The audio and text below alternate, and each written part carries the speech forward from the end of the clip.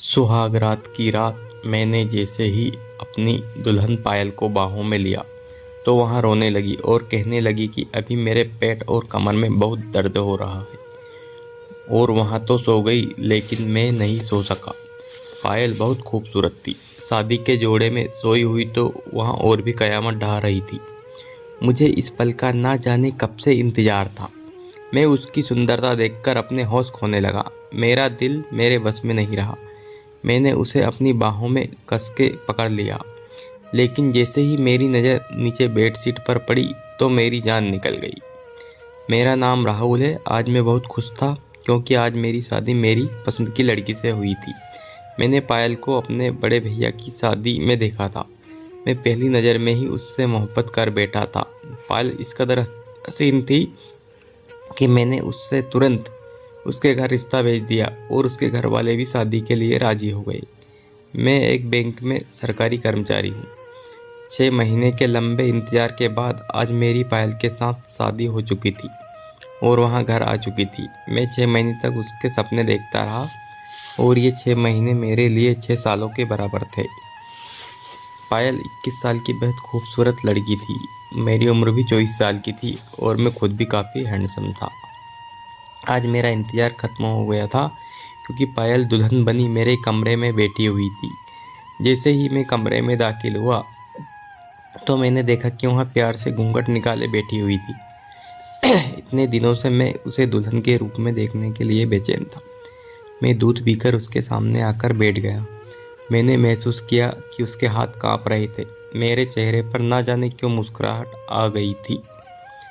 मैंने जैसे ही उसके हाथों को अपने हाथों में लिया, उसने तुरंत अपने हाथ पीछे खींच लिए। मुझे उसकी इस हरकत पर हंसी आ गई। मैंने समझ गया था कि वहाँ एक बहुत ही शर्मीली सी लड़की है। मुझे शर्मीली लड़कियाँ अच्छी लगती थी। मैंने पायल से कहा, घबराओ नहीं, मैं तुम्हें बहुत प्यार से रखूँगा। तुम मेरी पहली और आखिरी मोहब्बत हो। मैंने उसका घूंघट पलट दिया। वहाँ बेहद हसीन लग रही थी। ऐसा लग रहा था आसमान से उतरकर वहाँ सीधे मेरे कमरे में आ गई है। मैं अपने आप को बहुत ही खुशकिस्मत समझ रहा था। मैंने उसके हुस्न की तारीफ के पुल बांध दिए, लेकिन उसके चेहरे पर जरा भी मुस्कुराहट नहीं आई तो मैं थोड़ा सा परेशान हो गया था, क्योंकि लड़कियां तो बहुत खुश होती है जब दूल्हा उसकी तारीफ करता है। लेकिन वहाँ तो मुस्कुरा तो सकती थी, परंतु वहाँ तो बिल्कुल ही नहीं मुस्कुरा रही थी। ऐसा लग रहा था कि अभी रो देगी। मैंने उसके करीब आने की कोशिश की तो वहाँ कहने लगी, अभी मेरे पीरियड चल रहे हैं, मेरे पेट और कमर में भी दर्द हो रहा है, इसलिए हम ये सब 5 दिन बाद कर लेते हैं। उसकी बात सुनकर मैं परेशान हो गया था। थोड़ी देर पहले जो मैं खुश हो रहा था, उसकी बात सुनकर अब मेरा सारा मूड खराब हो गया चुका था।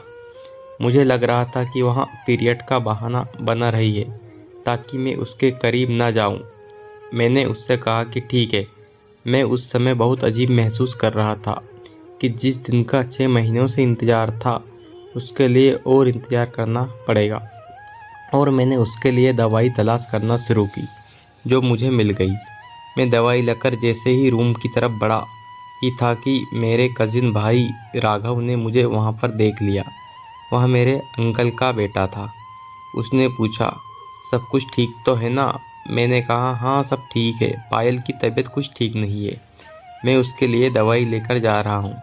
राघव ने कहा कि कुछ लड़कियाँ शादी की पहली रात इस तरह के बहाने बनाती है, खासकर ऐसी लड़कियाँ जिन्हें अपने पति से प्यार नहीं होता और उनकी मर्जी के बिना शादी होती है, तो वह बीमारी का बहाना बना लेती है। मुझे तो लगता है तुम्हारी पत्नी भी इस तरह की बीमारी का बहाना बना रही है। वहाँ शादी से खुश होती तो तुम्हें इस वक्त कमरे से बाहर ना निकलना पड़ता। राघव की बातों ने तो मेरे अंदर जैसे आग ही लगा दी थी। मुझे उस वक्त बहुत गुस्सा आया था, लेकिन मैं शादी वाले दिन घर का माहौल ख़राब नहीं करना चाहता था। और 5 दिन की तो बात थी, वैसे भी हम 3 दिन बाद हनीमून के लिए गोवा जा रहे थे। मुझे एहसास हुआ कि मेरे कजिन ने शायद जानबूझकर यहाँ शैतानी ख्याल मेरे अंदर डाल दिया है। मुझे याद आया कि राघव मुझसे इस तरह की अजीबोगरीब बातें कर रहा था। उसकी शादी का बहुत शौक था, लेकिन उसको कोई लड़की नहीं मिल रही थी। शायद वह मेरी शादी को लेकर दुखी चल रहा था, इसलिए उसने इस तरह की बात कही ताकि मेरी खुशियाँ खाक में मिल जाए। यहाँ सब सोचते हुए मैं अपने कमरे में गया तो मैंने देखा कि पायल अभी भी बहुत ज़ोर से अपने पेट और कमर को पकड़कर बैठी है और उसकी आंखों से आंसू बह रहे हैं। मैंने उसे दवाई खिलाई और कहा कि तुम थोड़ा सा आराम कर लो। जैसे भी थी वह मेरी पत्नी थी और उसका ख्याल रखना मेरी जिम्मेदारी थी, और उसके कमर दर्द का कम होने का इंतज़ार करने किया। इस दौरान मैं उससे बात करना चाहता था। वहाँ शायद अच्छे मूड में नहीं थी। ऐसा महसूस हो रहा था कि शायद बहुत तकलीफ में है और वहाँ कुछ सुनना और बोलना भी नहीं चाह रही थी। मायूस होकर मैंने मोबाइल निकाला और उसमें बिजी हो गया, और कुछ देर बाद देखा तो पायल सो चुकी थी। मुझे बहुत ज़्यादा मायूसी हुई। मैंने बहुत सारे सपने संजोए थे कि मुझे मेरी मोहब्बत मिल जाएगी और हमें खुशहाल शादीशुदा ज़िंदगी की शुरुआत करेंगे, खूब सारी बातें करेंगे, एक दूसरे से मोहब्बत करेंगे। लेकिन मैंने तो खुलकर अपनी मोहब्बत का इजहार तक नहीं किया था उससे, और वहाँ सो गई। मुझे नींद नहीं आ रही थी। पायल इतनी हसीन लड़की थी, मैं उसकी तरफ देखता ही रहा। कुछ देर बाद मैंने उसे जगाना चाहा तो वह आधी नींद में थी। उसने सिर्फ इतना कहा कि मुझे बहुत दर्द हो रहा है, मुझे सोना है, और फिर मैं भी सो गया। और अगली सुबह जब पायल उठी तो वहाँ बिल्कुल नॉर्मल थी। शादी की पहली रात इस तरह गुजरने का बहुत अफसोस तो था, लेकिन मैंने सोचा ठीक है, बेचारी की तबीयत ठीक नहीं है, कोई बात नहीं। सुबह मुझे वहाँ ठीक लगी तो मैंने उससे अपनी मोहब्बत का खुलकर इजहार किया और उसे बताया कि मैं कैसे पहली नज़र में उसका दीवाना हो गया था और उसी वक्त शादी करने का फैसला कर लिया था। मेरी बात सुनकर वहाँ खुश हो गई। 2 दिन बाद हम हनीमून मनाने गोवा निकल गए और होटल के रूम में शाम होते ही यही सोचकर मैं पायल के करीब होने लगा कि अब तो उसके पीरियड्स भी जा चुके हैं। लेकिन जैसे ही मैं उसके करीब होने लगा तो उसने फिर से अपना पेट और कमर पकड़ लिया और वापस कहने लगी, बहुत दर्द हो रहा है। उसकी यह बात सुनकर मुझे अजीब सा महसूस हुआ। अभी थोड़ी देर पहले तक तो वहाँ बिल्कुल ठीक थी। अब मेरा दिमाग घूम गया और मैं गुस्से से पायल को झटकते हुए सो गया। जब अगले दिन सुबह मेरी नींद खुली तो मैंने देखा कि मेरी पत्नी बिस्तर पर मौजूद नहीं है। वॉशरूम से पानी गिरने की आवाज़ आ रही थी। शायद वहाँ नहा रही थी। लेकिन जब मेरी नज़र बेड की चादर पर गई तो मेरी आंखें फटी की फटी रह गई थी। ऐसा मंजर मैं सोच भी नहीं सकता था। सफ़ेद रंग की चादर जिस पर लाल रंग के धब्बे लगे हुए थे, जो मुझे तो कुछ और ही कहानी सुना रहे थे। यहाँ सब क्या हो रहा था मुझे नहीं पता था। मैं सोच रहा था कि कहीं मेरा हक किसी और ने तो नहीं ले लिया। थोड़ी देर बाद मेरी पत्नी बाथरूम से नहाकर निकली तो मेरा गुस्से से बुरा हाल था। मैंने उससे उन धब्बों के बारे में सवाल किया तो ऐसा लग रहा था जैसे उसे खुद इन धब्बों के बारे में पता ही नहीं था, और नहाने चली गई और अब जाकर चादर को देखने लगी।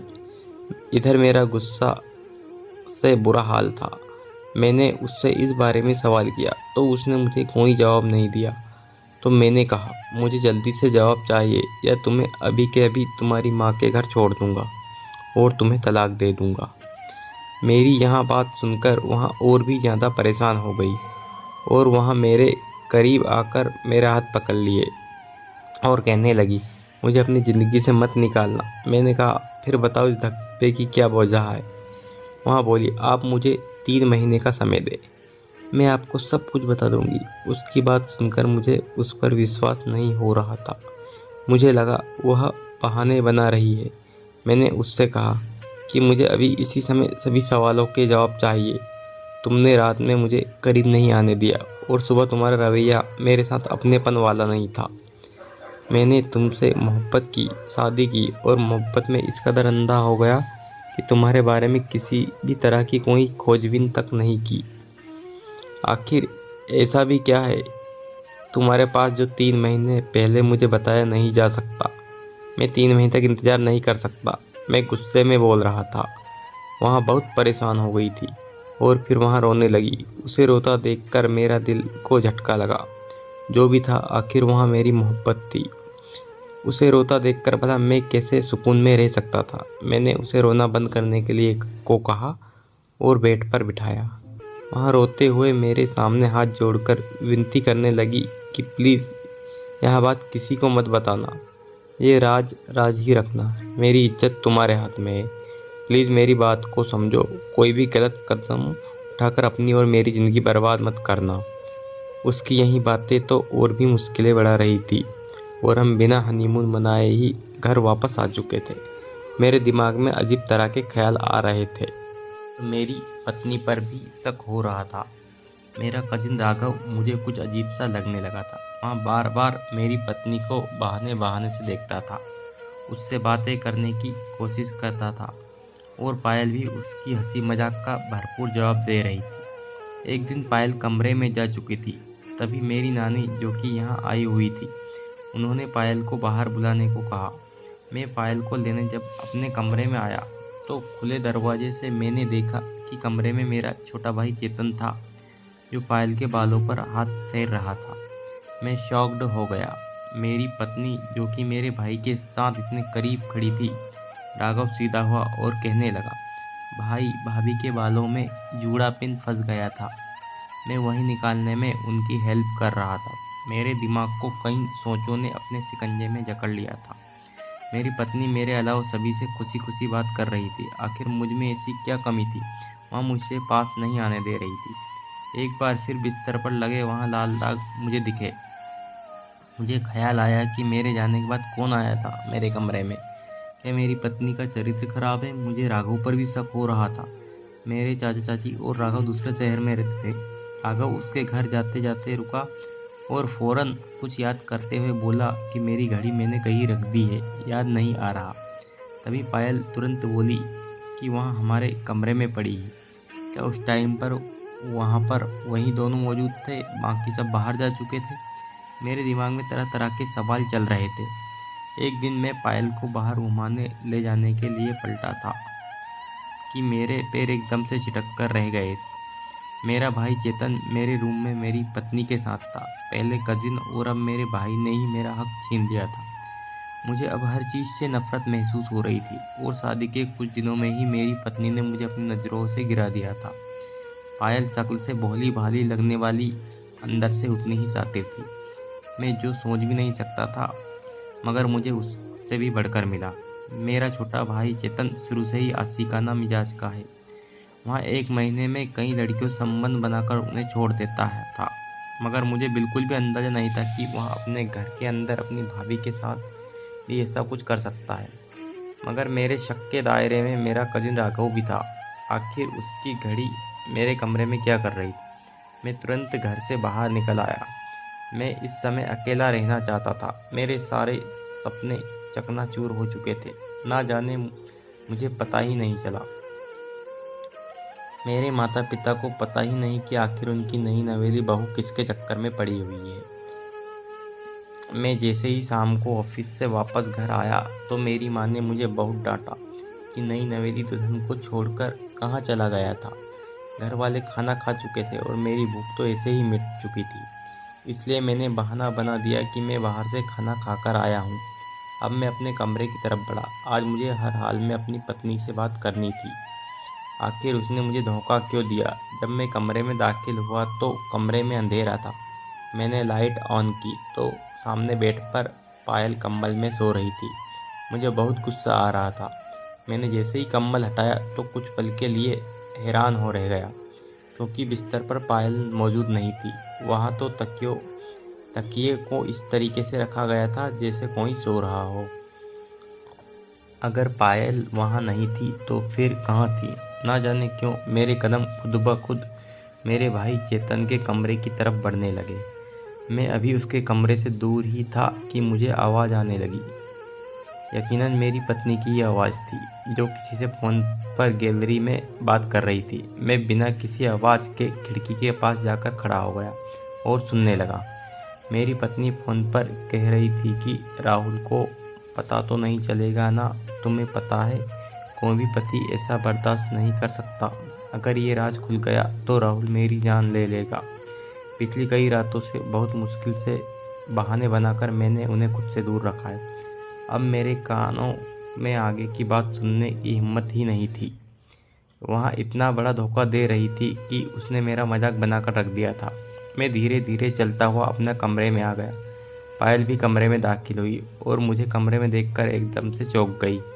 बिना समय गंवाए मैंने उससे पूछा, आखिर तुमने क्यों मुझसे शादी के लिए रजामंदी दी, जबकि तुम किसी और को पसंद करती हो।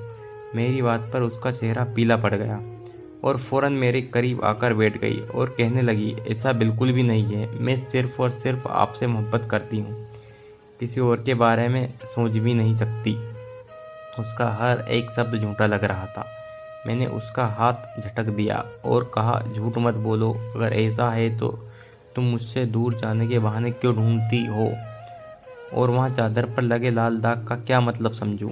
वहाँ मेरी बातों पर एक बार फिर खामोश हो गई और बोली कि मैं आपको सब कुछ बताऊंगी, मगर उसके लिए इंतज़ार करना होगा। मेरे दिमाग में अब फ़ोन वाली बातें चल रही थी। मेरा कज़िन, मेरा भाई या फिर कोई और। आखिर कौन था जो मेरी पत्नी को मुझसे दूर रहने की सलाह देता था। कोई तो ऐसा था जो मेरी पत्नी को बहुत पहले से जानता था। मैं अंदर ही अंदर जलने लगा था।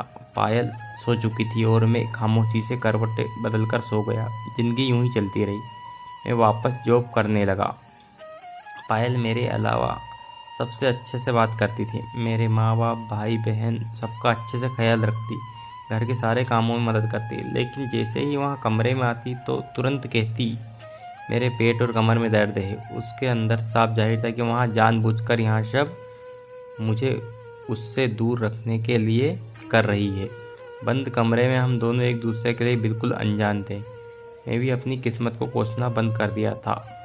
मैंने अपने दिल में मचलते जज्बातों को सुला दिया था। मेरा मन ही नहीं होता था कि मैं उस पायल को बाहों में भरूं जिसे कोई और बाहों में भर चुका है। मैं जैसे ही कमरे में आता चादर ओढ़कर सो जाता। शायद मेरी इस हरकत से पायल बहुत खुश थी, क्योंकि अब उसे बहाने बनाने नहीं पड़ते थे। एक दिन मैं ऑफिस से जल्दी छुट्टी लेकर घर आ गया और जब मैंने पायल को घर में ढूंढा तो वहाँ कहीं नहीं थी। तभी आखिर मेरी माँ से पूछ लिया, माँ पायल कहाँ है, मुझे कहीं दिखाई नहीं दे रही। माँ ने कहा कि वहाँ चेतन के साथ बाजार गई है। मैं टेंशन में आ गया। आखिर मेरी पत्नी मेरे भाई के साथ घर से निकली थी। मुझे घर आए 2 घंटे हो चुके थे, लेकिन पायल का अभी तक कुछ अता पता नहीं था और ना ही मेरे भाई का। अपने भाई को कॉल करने ही वाला था, तभी कमरे का दरवाज़ा खुला और पायल कमरे में आ गई। कमरे में देखकर वहाँ एकदम से घबरा गई और कहने लगी, आप आज इतनी जल्दी घर आ गए। मेरी तबीयत ठीक नहीं थी, इसलिए दीदी के साथ दवा लेने चली गई थी। मुझे हैरत हुई। अगर वहाँ मेरे भाई का नाम ले लेती तो भी मुझे कोई फ़र्क नहीं पड़ता, क्योंकि मुझे तो पता था कि वहाँ मेरे भाई के साथ गई है। लेकिन उसके झूठ पर मेरे दिल में शक और गहरा हो गया। वहाँ अपना पर्स और मोबाइल टेबल पर रखकर वॉशरूम में चली गई थी। मेरी नज़र सामने रखे टेबल पर रखे पायल के मोबाइल पर थी। मुझे उस दिन की कॉल याद आ गई। मैंने मोबाइल खोला और कॉल हिस्ट्री चेक करने लगा। कॉल हिस्ट्री पर जो नाम मुझे दिखाई दिया उसे देखकर मुझे झटका सा लगा था। वहाँ पर तनिष्का लिखा था, जो पायल की बहन की लड़की का नाम था। मैंने यूं ही नंबर मिला दिया। दूसरी तरफ से एक मर्दाना आवाज़ सुनाई दी। मुझे ऐसा लगा मानो मेरा शरीर सुन्न हो गया हो। उधर से बार बार हेलो पायल कहकर उसे पुकार रहा था। वहाँ आवाज़ मेरे लिए बिल्कुल अनजान सी थी। ना मेरे भाई की थी और ना ही मेरे कज़िन की। आवाज़ मुझे गुस्से में डाल चुकी थी। मैंने पायल का मोबाइल वहीं ज़मीन पर तेज़ी से पटक दिया। 10 मिनट बाद पायल वॉशरूम से बाहर आई और मुझे गुस्से में देखकर उसके चेहरे का रंग उड़ गया। वहाँ कहने लगी, क्या हुआ राहुल, आप गुस्से में क्यों लग रहे हो। उसका इतना कहना था कि मैंने उसके गाल पर एक जोरदार थप्पड़ जड़ दिया। मैंने उससे कहा कि कौन है वहाँ बताओ, जिसके साथ आज गई थी। मेरी इस बात पर वहाँ मुझे देखने लगी। तभी अचानक से उसे उल्टियाँ होने लगी और जल्दी से वॉशरूम की तरफ भागी थी। उसकी हालत पर मुझे और भी गुस्सा आ गया और जब बाहर आई तो वहाँ रो रही थी। उसका चेहरा पीला पड़ चुका था और रोते हुए कहने लगी कि मैं हाथ जोड़ती हूँ, प्लीज़ ऐसे इल्ज़ाम मत लगाओ। मैं कभी किसी के साथ संबंध नहीं बनाऊंगी। आप मुझ पर विश्वास करो। इतना कहते कहते वहाँ ज़मीन पर गिरकर बेहोश हो गई थी। मेरे दिमाग में उस वक्त आंधियाँ सी चल रही थी। मुझे लगा कि वह शायद और किसी के बच्चे की माँ बनने वाली है। मेरा छोटा भाई कमरे में दाखिल हुआ।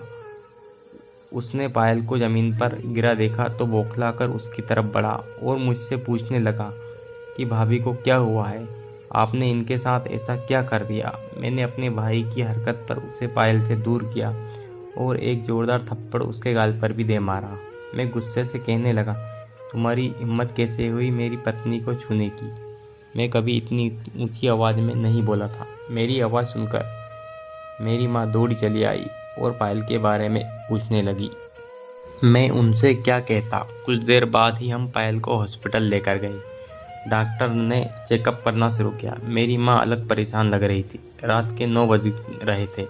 तभी पायल की बड़ी बहन अपने पति के साथ आई। उन्हें उन्हें किसने बताया कि हम यहाँ पर हैं। पायल के जीजू को देखकर मेरी रगों में एक बार फिर गुस्सा दौड़ने लगा था, मगर मैं बर्दाश्त के साथ बैठा रहा। वहाँ कहने लगे, अभी कुछ देर पहले पायल की कॉल आई थी। पायल फ़ोन पर कुछ बोल नहीं रही थी, इसलिए हम उसकी खैरियत मालूम करने घर आ गए। वहाँ से पता चला कि आप लोग उसे हॉस्पिटल लाए हैं। कुछ देर बाद पायल को होश आ गया था और वहाँ सबको यही बताने लगी कि चक्कर आने की वजह से वहाँ गिर गई थी। मुझे उस पर शक था। डॉक्टर से अकेले में पूछा कि पायल को क्या प्रॉब्लम है, जिस पर वहाँ कहने लगी कि उसकी बॉडी में पानी की कमी हो गई है, इस वजह से वहाँ बेहोश हो गई थी। आप उनके खाने पीने का अच्छे से ध्यान रखें। लेकिन पता नहीं क्यों मुझे डॉक्टर पर भी शक हो रहा था। अब मैंने सारी रात पायल से कोई बात नहीं की। वहाँ भी काफ़ी परेशान लग रही थी। मुझे सबसे ज़्यादा शक अपने भाई पर था कि ये काम उसी का होगा। एक दिन मैं अपने कमरे की तरफ जाने लगा तो मुझे किसी के बोलने की आवाज़ सुनाई दी। मेरी पत्नी से मेरा भरोसा तो कब का उठ चुका था। अंदर से मुझे उसके बोलने की आवाज़ आई। वहाँ कह रही थी कि कब यहाँ 2 महीने पूरे होंगे दीदी, और मैं राहुल को सब कुछ सच बता सकूंगी। यकीन मानो मुझे बहुत बुरा लगता है। तभी उसकी बहन बोली कि तुम कल डॉक्टर के पास चले जाना, शायद वो तुम्हें कुछ ऐसा बता दे कि तुम्हारे और राहुल के बीच की दूरियां ख़त्म हो जाए।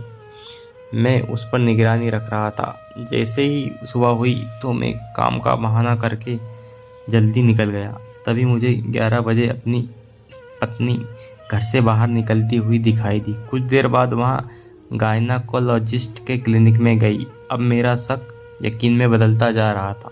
वहाँ क्लिनिक में अंदर गई और कुछ देर बाद भी वहीं पर कहीं भी नज़र नहीं आई। रिसेप्शन से अपनी पत्नी के नाम के बारे में मैं पूछने लगा तो नर्स कहने लगी, यह आपकी पत्नी की रिपोर्ट है जो कि कुछ दिन पहले ही आई है। आप इसे अंदर डॉक्टर के पास लेकर जाइए। आपकी पत्नी वहीं पर बैठी है। मैं रिपोर्ट लेकर अंदर गया। वहाँ पर मेरी पत्नी बैठी हुई थी। मुझे देखकर वहाँ चौंक गई। मैं रिपोर्ट वहीं फेंक कर घर आ गया। कुछ देर बाद पायल भी घर आकर सीधे कमरे में दाखिल हुई और बोली कि अब तो आप मेरी सच्चाई जान चुके हैं। उसके इस सवाल पर मैं बोला कि हाँ, जान गया हूँ। वहाँ दोबारा बोली, अब तो आपके सारे शक खत्म हो गए होंगे ना, अब तो मेरी मोहब्बत पर विश्वास होगा ना आपको। मैं हैरान हुआ और हैरत से बोला, भला कैसी मोहब्बत। मेरी पत्नी ने रिपोर्ट खोलकर मेरे सामने की और मुझे पढ़कर सुनाया। उसके रिपोर्ट देखकर मेरे दिल ने चाहा कि ज़मीन फट जाए और मैं उसमें समा जाऊं। पायल ने मुझे बताया कि मुझे एक ऐसी बीमारी है जिसकी वजह से मैं अपने पति से संबंध नहीं बना सकती। 13 साल की उम्र में मुझे पीरियड आए तो रुकने का नाम ही नहीं लिया। मेरी बहन मुझे डॉक्टर के पास लेकर गई। डॉक्टर ने मेरा चेकअप किया और मेरी दवाई चलने लगी, लेकिन कुछ भी फ़ायदा नहीं हुआ। मेरी उम्र 21 साल हो चुकी थी, लेकिन मेरे पीरियड एक दिन के लिए भी नहीं रुकते थे।